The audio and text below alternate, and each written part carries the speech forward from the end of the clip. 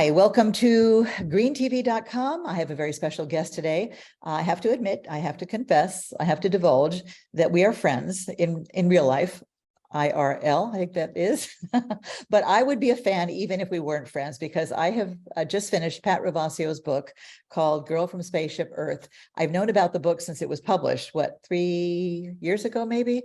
I've had it with me. I've taken it on a few vacations. Welcome to Meet the Solutionaries. It is truly an honor and a lot of fun to have you join me. Thank you so much. I'm thrilled to be here. We have a lot to talk about, so we'll just jump in. We're going to talk about Buckminster Fuller, aka Bucky Fuller, or Bucky. He's iconic. He's controversial. He is inspirational. He is just unique. I think that we could say that. And you of all people can tell us in what ways. We probably have a whole new generation of climate activists tuning in, watching, who really don't know much about his work. So you had a close encounter with him a couple of decades ago when you were working as a journalist, something else we share in common, in addition to raising our children in beautiful Marin County, the Bay Area. That's why I have the Golden Gate Bridge on, and you've got the space background, perfect for Bucky. And you developed a professional friendship, I think it would be safe to call it. And then you became obsessed. And tell us how this came to be, that you met him, how the friendship got started, and how you came to be kind of a self-appointed spokeswoman for Bucky's principles, and how that changed your life in good and bad ways. Well, after 2 days of interviewing him in Chicago in 1982,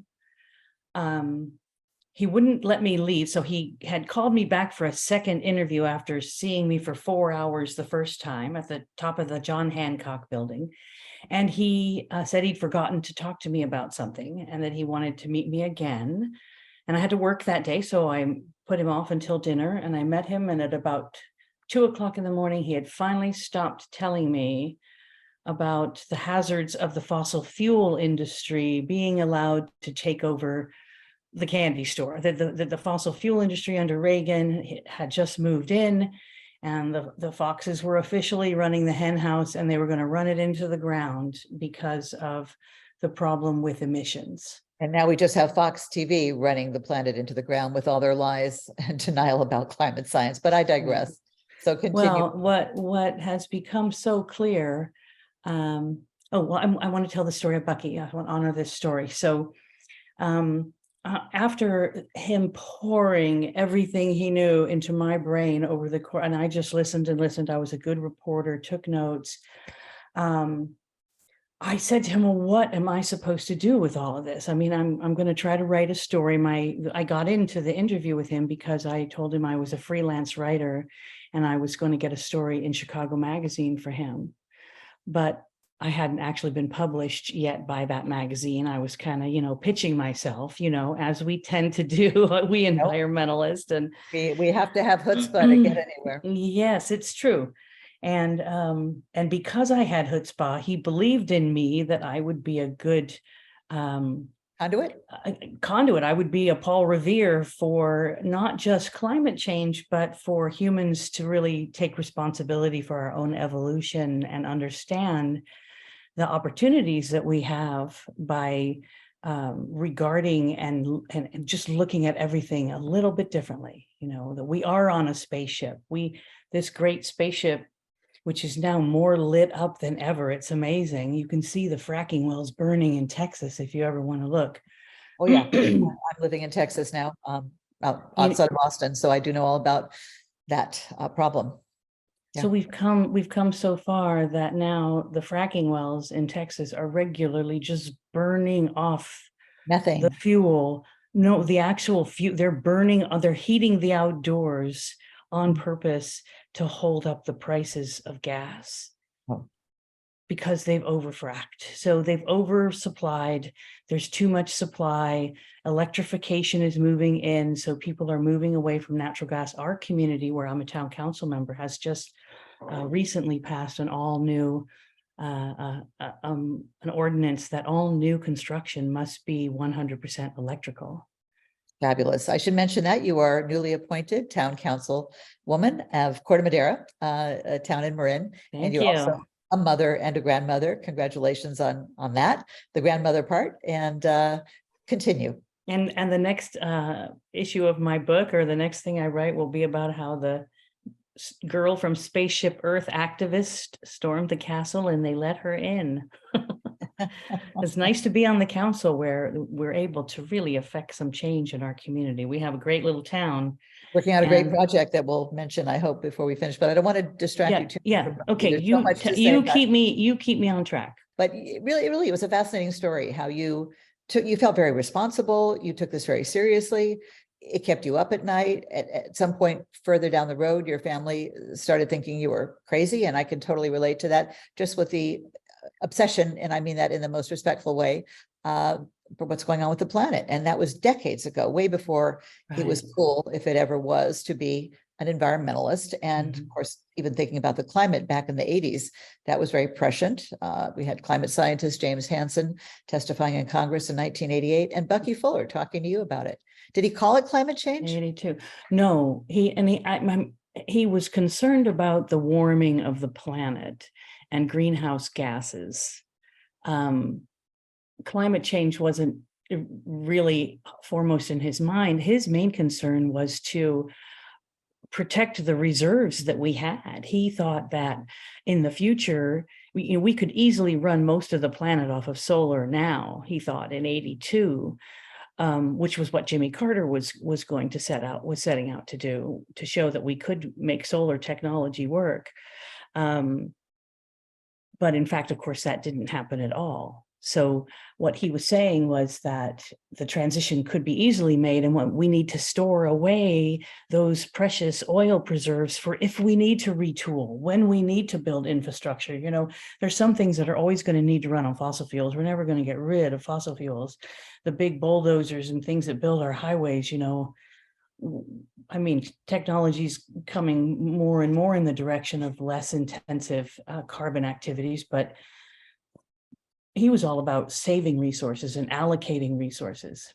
But yes, he was mainly concerned about the fact that the fossil fuel industry was being handed the keys to the kingdom by Ronald Reagan and his team. And actually, it wasn't that Ronald Reagan gave them the keys. It was that they gave Ronald Reagan the presidency because they knew he was stupid enough to be controlled by them. Sounds like someone else we had recently in the White House. Exactly. But we digress. So just give us a little bit That's what you and I do, Betsy. We digress. So I think that should be the name of our podcast. We digress.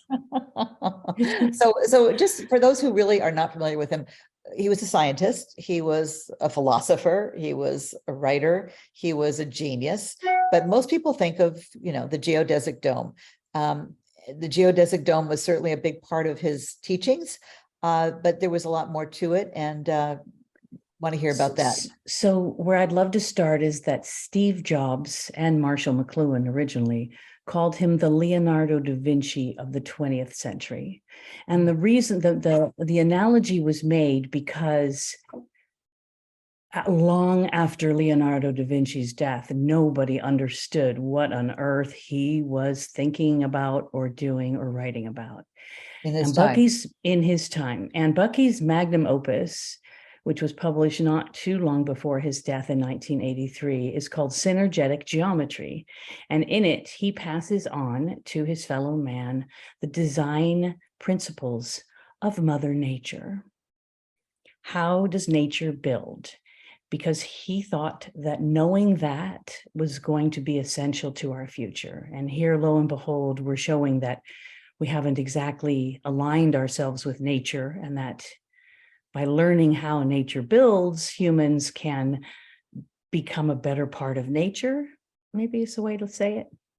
So he had a much bigger idea that I'm not saying I'm the only one who understands it, but I don't hear anybody else talking about it. Even the new biographer of this big new book that's taking the world by storm, and it's all about Bucky's affairs and his bad business relationships with people, and how the geodesic dome was actually a big flop that they leaked, and that there were lawsuits and infighting, and he was not a good guy to deal with, and blah, blah, blah, blah, blah. They basically are tearing him apart and never get around to explaining what his ideas were all about. What do you suppose their agenda is for being so negative at this point?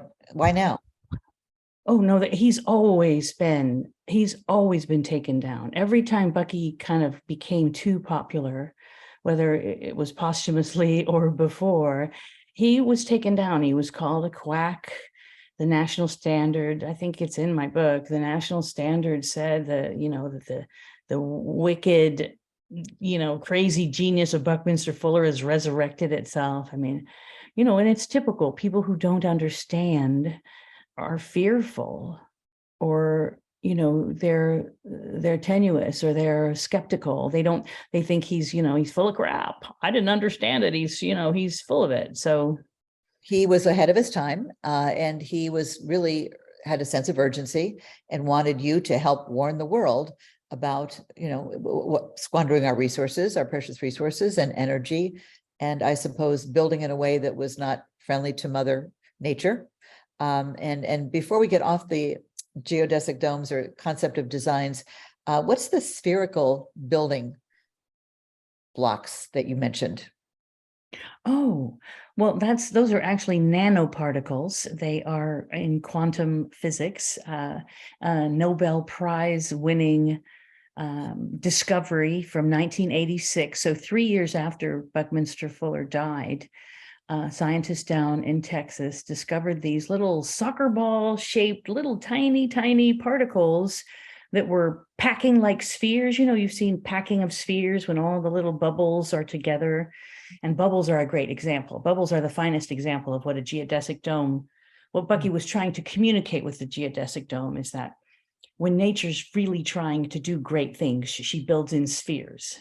And so now in Texas, they found down at the very finite molecular level, little molecules that were shaped like little soccer balls. And they combined with 60 other little soccer balls to create these little balls, whatever.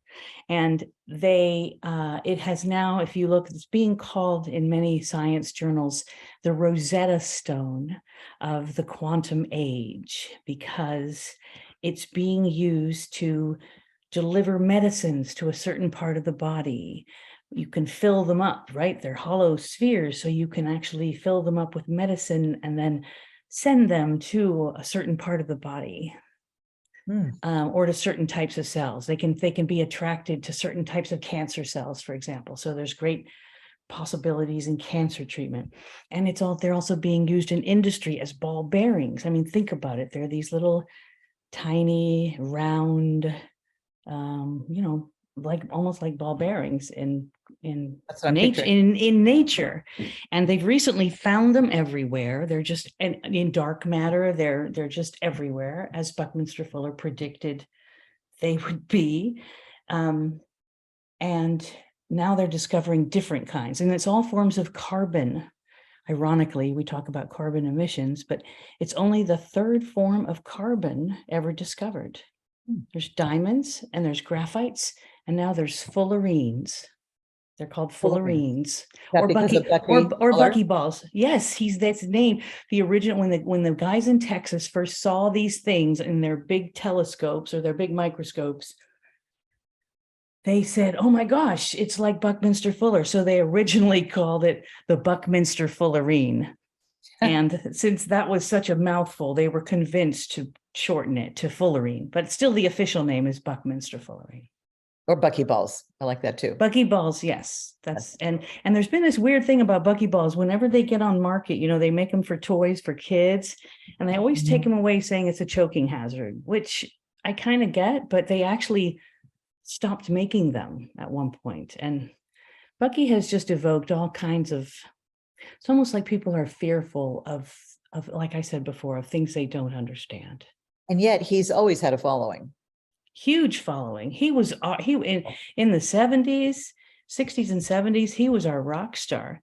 I tell the story in the book of how I originally was exposed to him. I was 11 years old, and my dad took us to see the World Game exhibit in Carbondale, Illinois, because my mother wouldn't let him take us to Woodstock. He wanted to pile all 4 kids in the car and drive to Woodstock. And sometimes I think, wow, what my life has turned out to be. But instead, we went to hear Buckminster Fuller, and there weren't very many kids there. And my brother and I and my 2 sisters one was a baby and one was bored. And my brother and I were standing there together, kind of holding hands. And Buckminster Fuller looked at the 2 of us and said, the world is going to be up to you.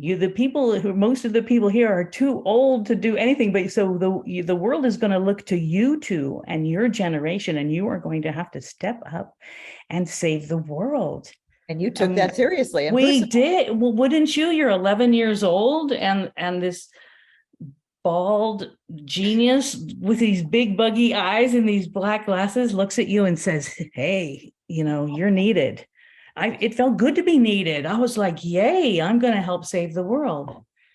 But then it was years later. And I'm still working on it. Yeah. It was years later that you happened to interview him. I mean, were you chasing that interview in those intervening years? Was it happenstance that you got the interview? No, and I tell this story in the book, I think, and I don't know how well it comes through, but some personal tragedy sort of befell my family when my father became unfaithful to my mother. And at that time, I think I made a shift where I just decided that it was really stupid of me to think so big, that I should just be happy if I can just be in a happy family and not have to worry about saving the world. Yeah, I did. I let myself off the hook. And that's what I did all along. When I fell in love after I met Bucky in 1982, I ended up just falling in love with my husband. And he just said, oh, honey, just relax. Relax your pretty head about it. There's nothing you can do anyway. Right. Yeah, I know you and I share that. We should do a whole talk on. Oh my God. There were so many LOL moments. I had to stop and read them to my husband. I said, honey, Pat is married to you. Good guy, salt of the earth. What do we call it? What do we do when your spouse is a denier?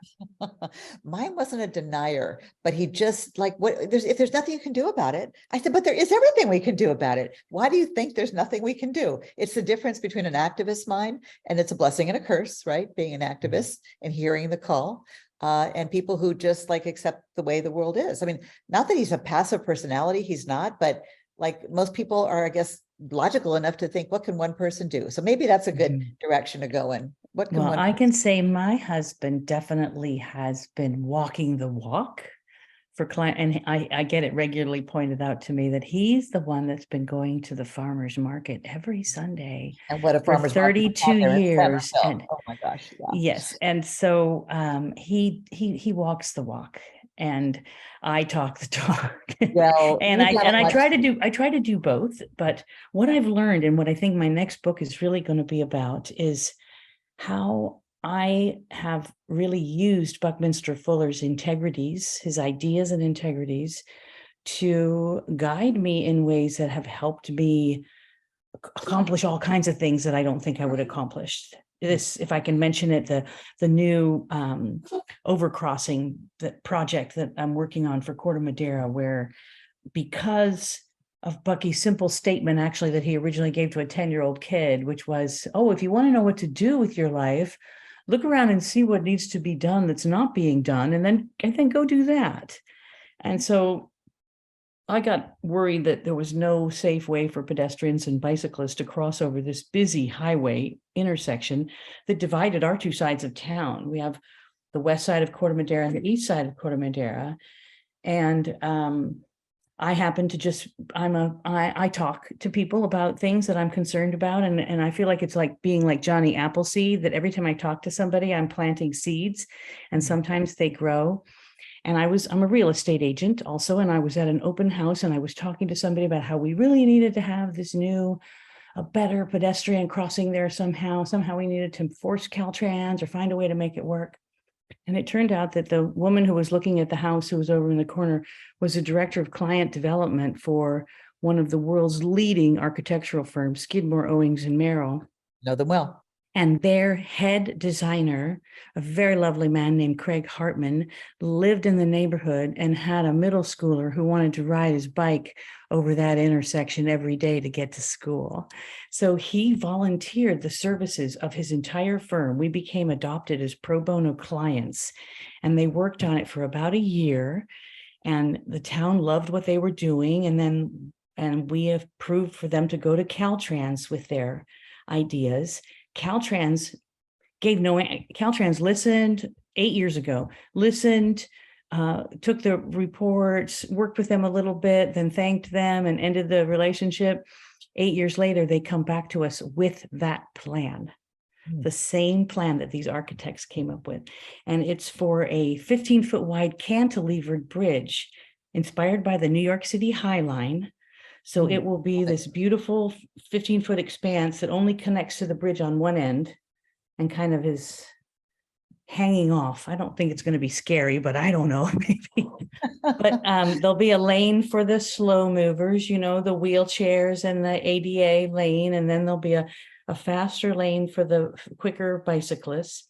And in the middle, if we get what we're hoping for, there will be a wildlife corridor, a little 3-foot wide, dirt pathway for the birds and the deer and the turkeys. And the deers and the coyotes and the mountain lions and whoever comes next, I love it. Good for you. So that is something you can do and have done. But you did have a period, as I did, especially I remember, talking to other moms at my daughter's school, and they just I thought they would, mothers, parents, who's more invested in the future than parents. I started a green tea party where I'd invite moms nice. over, and don't be fueled, mothers for I clean. I wish I'd known you then. I know we would have torn up Marin, really, in a good way. We would have gotten rid of all those giant SUVs. Was this when you were in Tiburon? Tiburon and Mill Valley. We lived Oh in my both places. gosh. I did this in 2002, Pat. When we went into Iraq, I said, oh my gosh, we're going in. It was clear to me that it was for oil. I'm sure it was to you too. And these giant SUVs are being driven around my neighborhood, keep Tahoe blue, how ironic, and save God bless our troops. And, we're going to war over oil, and we're driving these bloatomobiles, these gas guzzlers. So I started a campaign called Don't Be Fueled, Mothers for Clean and Safe Vehicles, an education campaign, invited moms over and tried to talk to them about the need for safer, more fuel efficient cars. And they really felt, this is pretty early, like we were trying to we had some ulterior motive to take their SUVs away, which is crazy. But that's the mentality. You know what? There's a selfishness that's there now where people are not willing. I was just reading about Jimmy Carter and his energy initiatives back in 1979, and he was asking people to cut back their fuel usage by just a small percent. Put on a sweater, people. Put on a sweater. Who would think that would be controversial? Although today it would be because of the nuts that we have on. Well, it was even then. He had a famous speech called the Malaise, where he basically was saying, okay, it's going to get rough. We're going to have to hunker down. And America didn't want to hear that, especially when Ronald Reagan was saying, hey, we can all be millionaires. We can live like millionaires. All we have to do is trust the top to trickle down. We'll all be wealthy together. And lifestyles of the rich and famous belongs to all of us, and people bought it. And then George W. in the wake of 2001, famously telling Americans to go shopping, just go shopping. Yeah. Don't be concerned about terrorism or what this means or portends. So yes. Okay, so good. Let's kind of jump ahead to good news, bad news, where we are today. Would Bucky be turning over in his grave? Would he be encouraged that disturbed because it's taken so long, but encouraged that people are finally starting to see the light? I hope, now or never. It's so hard for me to say, but I think that he expected us to move much more quickly than we have. That we would have seen the light before now. And when I look at the cacophony of voices and events that led us to where we are right now, I think something he didn't see was the power of media to take over everything. I mean, he had this idea that we would have real-time democracy, where we would have this little item on our wrist that we would wake up every morning and it would ask us, how do you want to vote on this? Do you want to tax this to do this? No. Do you want to say yes to people who want this? Yes or no? And that every day we would be able to just check in, and there would be this way of really registering the communal conscious as a The zeitgeist of real-time the moment. vote. Yes, Yes. real-time democracy. And so no, we're kind of pretty far away from where he thought we would be. I think he would be disappointed. And not to mention horrified at how quickly climate change has come upon us, and still how little is being done compared to the consequences for humanity, right? Yeah, good news, bad news. But that comes down to the individual. If, as Bucky said, the future of humanity rests on individual integrity. And that means that it's up to even the small guys and gals to say what you need to say. I mean, just because you hear somebody else say it and you agree with them does not mean that you've done your share. You've done your share when you say on your Facebook page or your phone call to your friend, if that's all you can do, hey, this climate stuff is really worrying me. How are we going to get control of this fossil fuel industry, which refuses to even be taxed for their product, which they're using to destroy the planet? And the profits are obscene, right, as people are dying across the globe from climate and I change. do think you're right. People are waking up, though. I'm seeing more and more of it. It's gratifying. Wake up and smell the carbon. We need to get off our gases. Has been my battle cry for a long time. I know, it's a good one too. Good job. One of the anecdotes I loved among so many, my goodness, when you went down to Stanford to the library to do research on Bucky, and you didn't find what you expected to. And then you had to go across the bay to my alma mater, Berkeley. Tell us about that wake-up call for you. Well, the archives, so it was 1999 when someone in Bucky's family needed money, and I'm not exactly sure of the particular details, but Stanford emerged as a purchaser for the archives. And they promised the family that they would share Buckminster Fuller's teachings with their students, and that they would, protect and cherish forever these documents, a huge amount of documents. And so they took them into their special collections department. And there they have sat, literally. They have not had a single course since they were purchased in the year 1999, and not a single course has been offered for Stanford students about the ideas and integrities of Buckminster Fuller, for example. Unbelievable. That is really hard to believe. Even looking at him critically, there's been nothing. It's been this silence because, as I said before, people don't really understand it. And so he's like this black hole. Like, how do we deal with Bucky? When I started talking at one event, somebody said to me, "Oh my God, you're a Bucky person." And it was like I was from a cult or something. And I'm like, okay, maybe there's a little bit of that. But when I talked to these people at Stanford, 9 out of 10 of the students at Stanford did not know who Buckminster Fuller was. We're pretty sure that they would know that name if they'd ever heard it.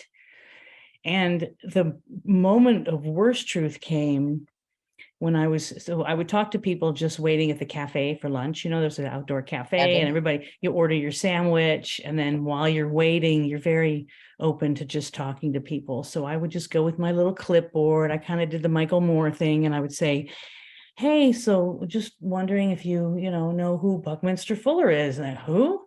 No. And then I say, "Well, so do you know who Steve Jobs was?" And they go, "Oh, well, yeah, right. Steve Jobs is the god of Stanford." So, well, do you know that Steve Jobs called Buckminster Fuller the Leonardo da Vinci of the 20th century? And they'd be like, "What?" And some of them would get out their phone and then write down his name.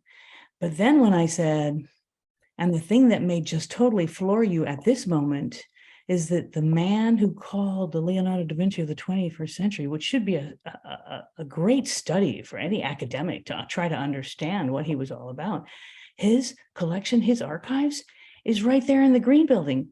Right there in the Green Building, right there, that library contains their archives, the archives.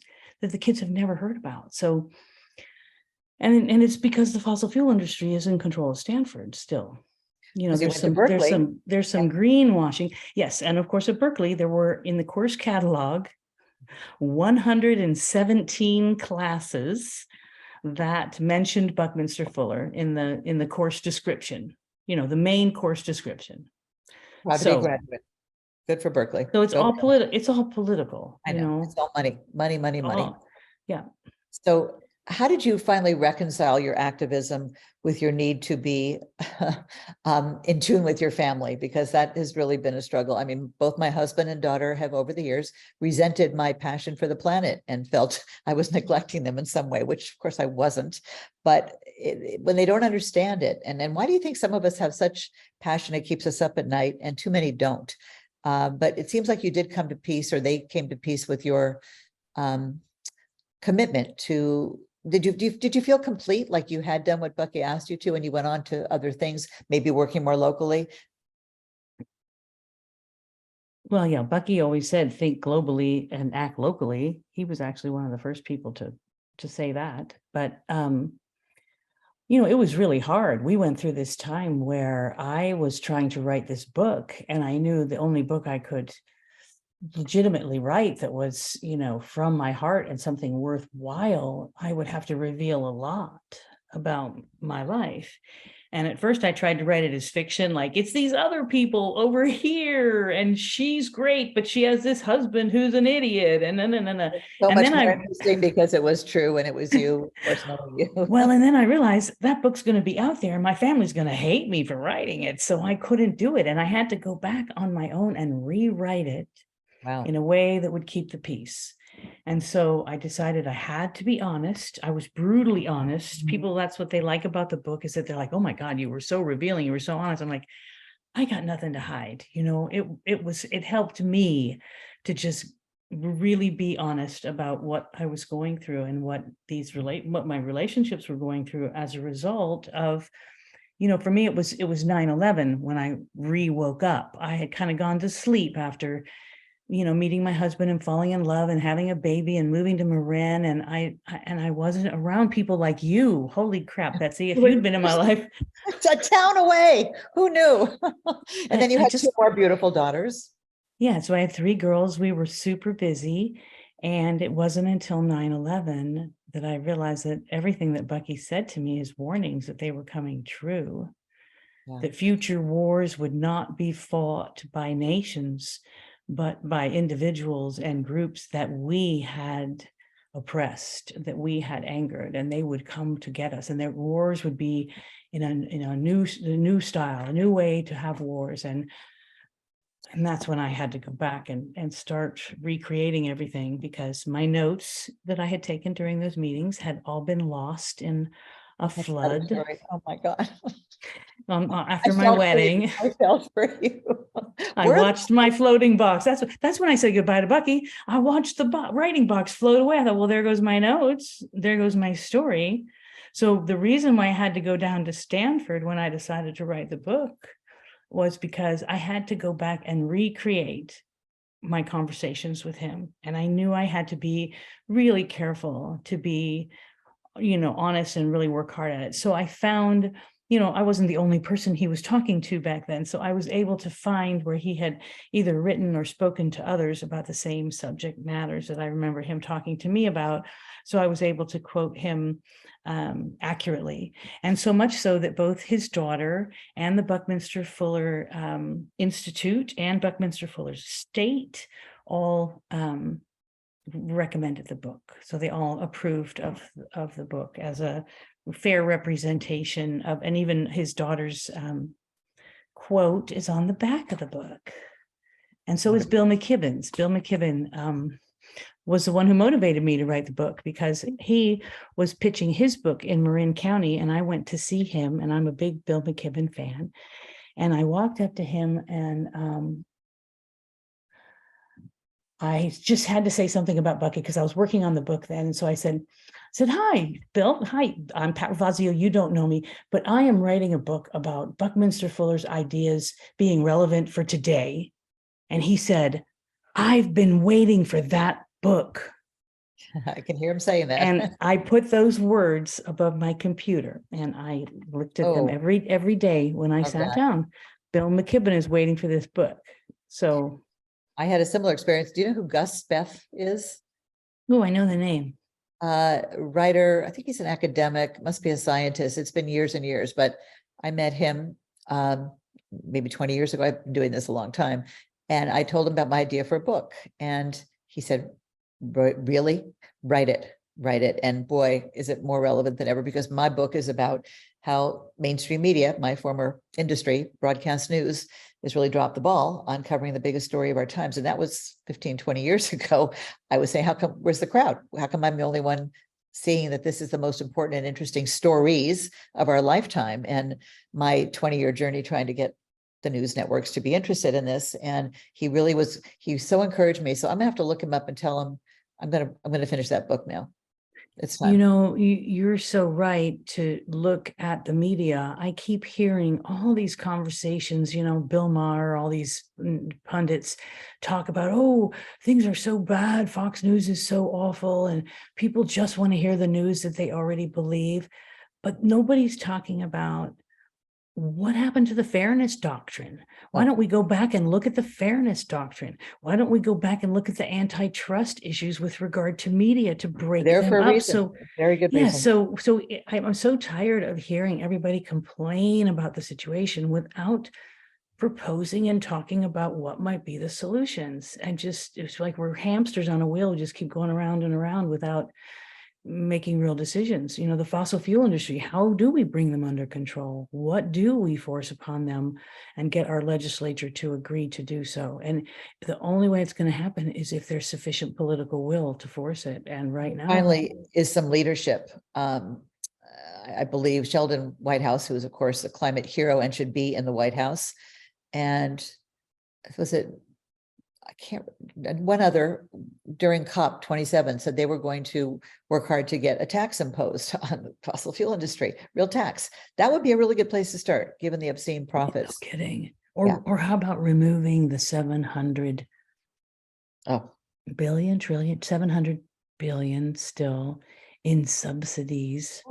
to help the fossil fuel industry excavate more, burn the planet, burn the planet. land. And I probably, like you, am not so naive to think, you know, we can just get rid of fossil fuels overnight. Of course we can't. But I also feel so deeply frustrated. I mean, beyond frustrated, defeated, really, when I continue to hear about their efforts still to lie and to not seem to be willing to take any action to make a dent in their profits and their subsidies. And if they really are not moved to do something, to do everything right now, while the public is finally waking up and hating them, even though we're all part of the fossil fuel, you know, usage, like, how can we activists ever make a dent when they are too much money, way too much power, and kind of a monopoly?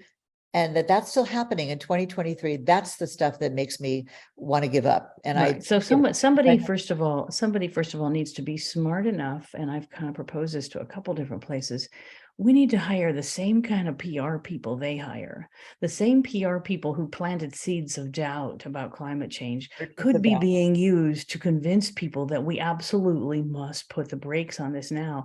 And the thing that I thought would happen when COVID happened, and suddenly our usage went down and the numbers started going down. We could see the numbers dropping. They got down to 400. They were like at 410 or 409. And the people in the woods, and the people in the Himalayas could see the mountains for the first, they could see the mountains in the distance for the first time. In Los Angeles, they could see the mountains. Yeah. And I thought, oh my God, we're going to wake up and see that it's not a huge change we have to make. It's just an integral shift, it's, you know, 10, even, yeah, Jimmy Carter wanted 20, all he wanted was 20% solar, 20%. And that's what the fossil fuel industry refused to go along with. And they still are. They won't even take a cut in profits, let alone. So what can we do? What should happen? How do we overthrow the fossil fuel industry for the sake of our children and grandchildren? And you are a grandmother, and my daughter just got married and they hope to start a family. And I just have such eager anticipation and such dread in the same Angst. emotion. Yeah, Absolutely. it's a very scary time. Yeah. And I have to We say, didn't have that when we had children, you yeah. know? And when I was a girl, I think maybe when I saw Bucky at age 11, I think that's when I started having dreams that I would be here when it got all figured out. When either the end of the world happened, I actually dreamt I think one of the opening scenes, or what was going to be an opening scene, it might have gotten cut, was me plucking a flower out of the ground sort of carelessly, and in doing so, the earth opened up and the whole world went away, and I had somehow either caused it or been part of it.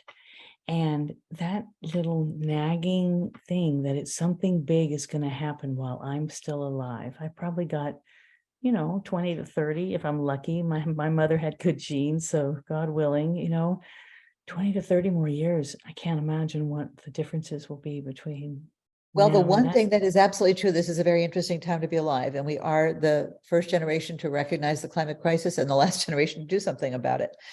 So Mhm. maybe live long, may we live long, we boomers especially, with more time and resources and some money, maybe, do our part. Like, it's not okay for the third act generation, Bill McKibben's latest, nonprofit, the third act, Mhm. to just go play tennis and have lunch and tell Greta and gang, you guys are going to do it. You're going to save the world. You go, kids. Well, That's not actually, okay. my daughter was at a film festival this weekend where she saw a movie about how Greta is multiplying. That Oh, yeah. there are hundreds of Gretas emerging, and I'm not sure what they call themselves. They have a name, but it's women, young women, who are taking up in the name of what Greta's doing. So Absolutely. But we it's not okay to just dump it on them to no, figure. that's true. But you know what? You can't push water uphill. I mean, my friends who are playing golf and traveling the world and just blowing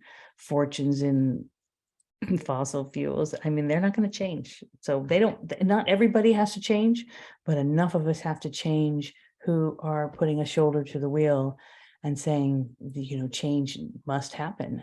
Those are the people who need And to step up. because I've been known to go on a vacation or take a flight or two, it's not about being perfect. Don't let perfect be the enemy of the good. I say I only had one child, my beautiful daughter. Thank goodness she was a keeper. Mhm. And I have, we've been recycling and driving hybrid and then electric cars and Yeah, composting. And I've good. been doing Excellent. my green media for 25 years. Betsy, you are more than doing your share. I know. That's my carbon offset and my guilt offset, I hope.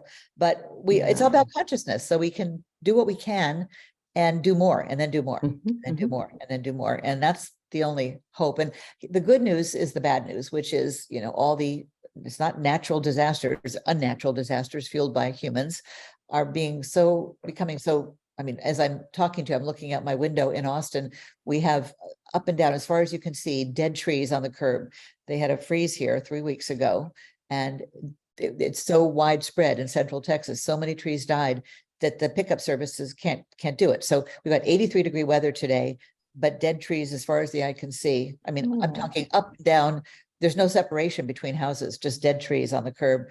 They haven't even been picked up yet. So talk about weather whiplash. But my point is there's so many reminders that we are in deep doo-doo, that this is not the mhm. weather we grew up with, that you have to be deaf, dumb, and blind to not be concerned, really, because I mean, even though we still have deniers, I call them dinosaurs, not funny.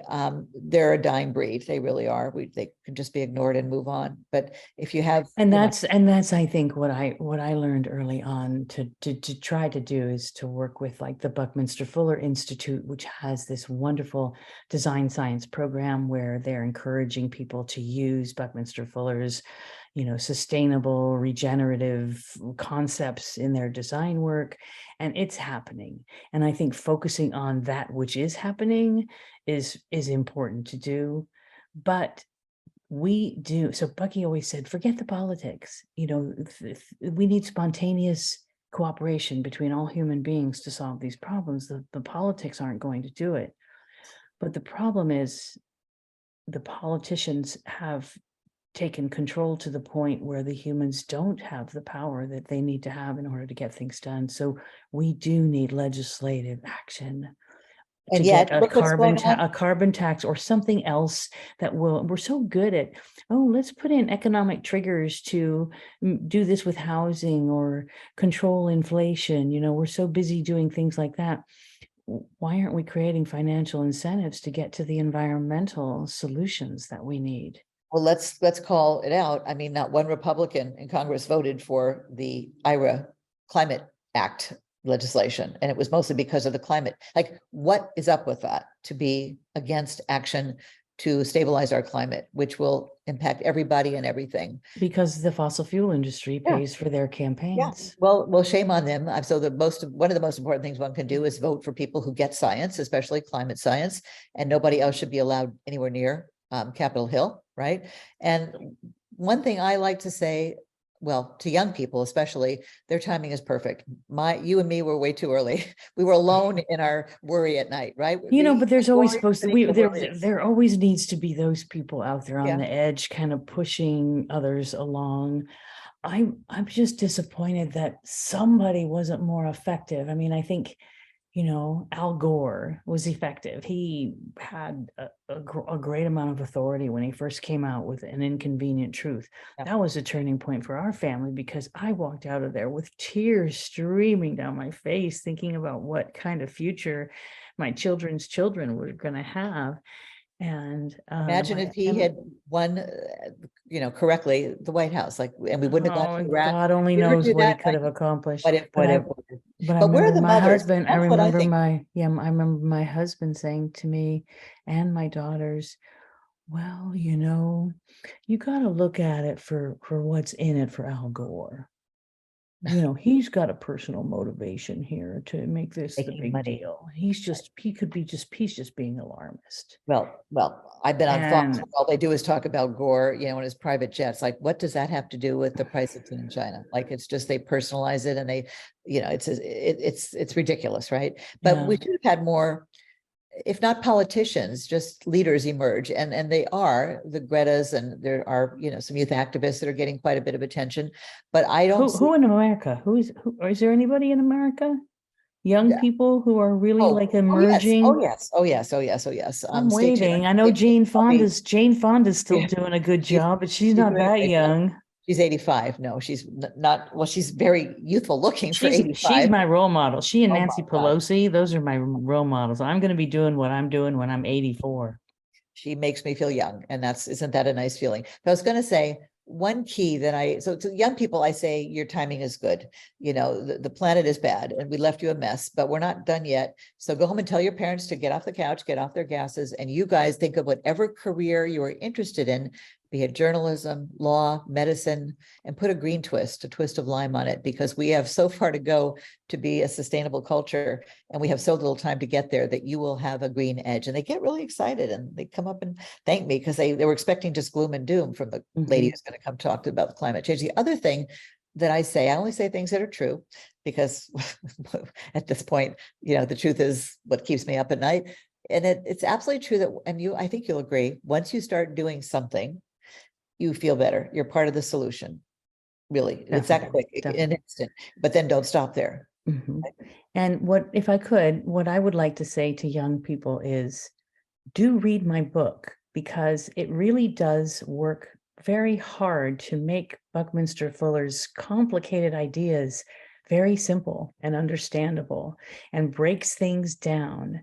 And I think I wrote it as sort of a guide to my life, sort of what things I learned and why they were important. And it's about who you are as an individual, and who do you want to be? And who do you want to be when you grow yes, up? and how to find your path. And I think it comes through in the story without it being a labor of, oh my God, this math. And I mean, I don't understand the math. I just know that it's important, and it's been proven to be important. But around the math was this wonderful philosophy of life about being in alignment with nature, and understanding that you were just another molecule in an ecosystem called Spaceship Earth. and that you were part of nature, whether you knew it or not. You are part of nature, and you're either contributing, making a net contribution, or you're being a problem. And as Bucky always said, nature could just sweep us off like a bad case of fleas. It If seems she we're not is trying to do careful. that right about now. It's not nice to feel Mother Nature, and that's exactly what we've been doing. Well, I will absolutely recommend your book. It was such a joy to read, and partly I have to say because I could so relate to you, and I thought the same thing. Oh, why weren't Pat and I hanging out? I Commiserating, know that could have hugging each changed. That other. could have changed the world. We should have Really, connected. who knew? I mean, 9/11, you knew, and I knew. Like, this is the Oh, big. Didn't it hit all of a sudden? Like, oh Yeah, my God, and a lot of people may have known, all of but I those knew bad. somehow it was connected to oil and terrorism and Mhm. our expansionism, and America Yeah. being the global police, and how it's going to backfire. It's going to Yes, backfire. that's what he said. He actually, in the book, and that you can read his predictions about the downfall of America, he did think that America as we knew it would fail, but that wouldn't necessarily be such a bad thing, because we were unable to integrate ourselves with the rest of the planet. We thought we were better than everybody else, and that we should show the way. And so instead of being integrative and cooperative and all of the things that so many of the rest of the planet was willing to do, we were just not ready for that.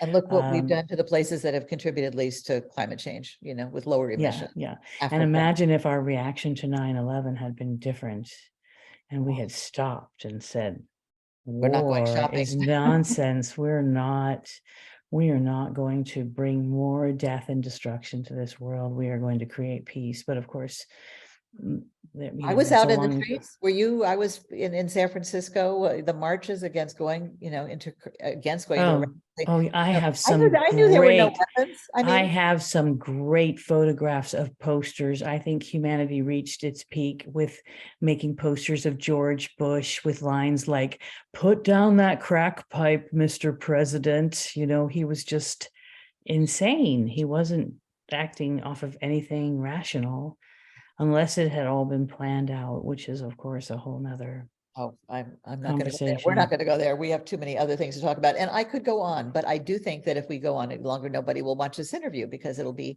an hour. So Well, I hope you'll make some good edits and take out anything where I was rambling.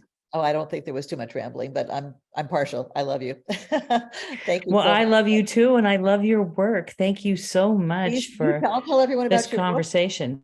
and you tell everybody about Green TV, because this is my response to, there we go. We're going to have a picture of There that. it is. There it is. It's a There it beautiful is. book. Cover Thank and you. book. Thank Because you. we are one of Bucky's lines, maybe it's this one: do something if something needs to be done. But I think he also said something like, if you need something, want something, it's not there, go out and do it better, make it better. And I pitched the news networks. My background is CBS network news, so it wasn't like I wasn't qualified, left to do environmental shows, and they just were not interested. They were afraid. There's reasons that none of them are legitimate. And so I said, you know what? I know too much after interviewing. There was too much corporate pressure against it. It's very I wouldn't clear. believe it. My husband said, it's about money, Betsy. I said, but this is news. How can they stifle the most important news? Anyway, I Well, finally they can and decided they do. they're not going to wake up in time for me and for the planet. So I know too much to quit. I'm going to write my book about what they didn't do for 10 I highly years. encourage We're talking that. about these issues, but also along came an opportunity to do Green TV, and we want to go 24/7. No one can muzzle us. And we think that there's enough to talk about: challenges, solutions, and solutionaries like you to interview. Which is perfect what you're doing. Perfect what you're doing, because as Bucky said, what I think the quote that you were referring to was, if something is broken, don't try to fix it. Create a new model that renders the old one obsolete. That's it. That's it. So that's what that's what everybody's trying to do. And I think a lot of social media is always trying to do that, to sort of supplant and replace. So good on you for doing this. And I hope you get lots and lots of viewers. Well, thank you. We need you to spread the word, because we don't have a marketing budget, needless to say. We need a couple of kids to help with social media. Happy to post it once you get it up. I'll share it as much as I can. But remember, this program and this network, this platform is not for everyone. It's only for those who eat, breathe, or drink. Good one. Thank you, Betsy. Thanks so much. Hope to see you soon near the Golden Gate Bridge. Yeah. Well, let us know when you're in town. End of March. I'll be there. Okay. We'll have green tea. Great. Sounds good. Thanks Love so it. much. Take care. Wonderful.